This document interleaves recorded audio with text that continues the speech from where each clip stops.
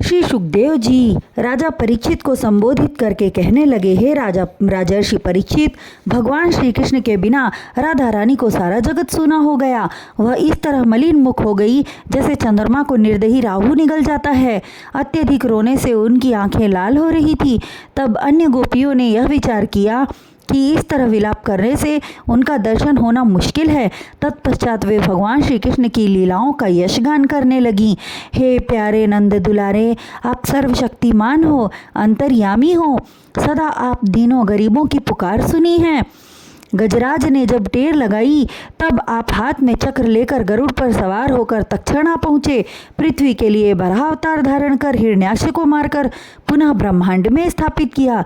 हे स्वामी, खेल खेल में आपने बकासुर, अघासुर, पूतना, प्रलंबासुर आदि राक्षसों को मार डाला।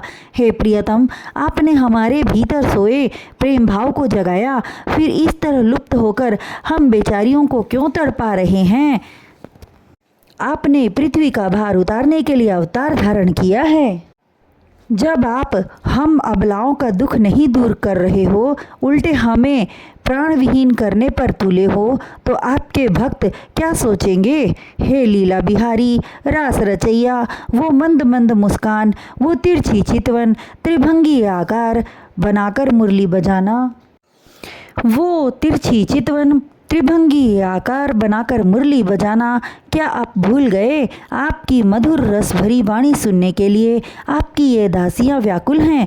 हे चित चोर, दर्शन दो, हमें अपने अधरों का अमृत पिलाकर जीवन दान दो, अन्यथा हम सारी गोपियां तड़प तड़प कर प्राण त्याग देंगी। हे परीक्षित, श्री कृष्ण जी के प्रेम विरह में व्याकुल होकर गोपियां वन में इधर उधर भटकने लगी, इस आशा में कि शायद किसी वृक्ष की ओट में हमारे हृदय पर वज्रघात करने वाले लीला बिहारी छिपे हों।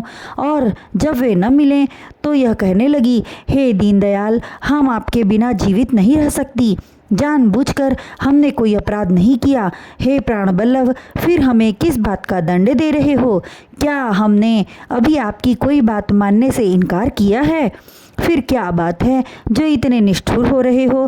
हे स्वामी, हमें अपनी चिंता नहीं परंतु आपकी चिंता है। आपके सुकोमल चरण पृथ्वी पर पड़ते होंगे तो उसमें घास की नोकें चुभ जाती होंगी, कंकड़ आपको दुखी करते होंगे।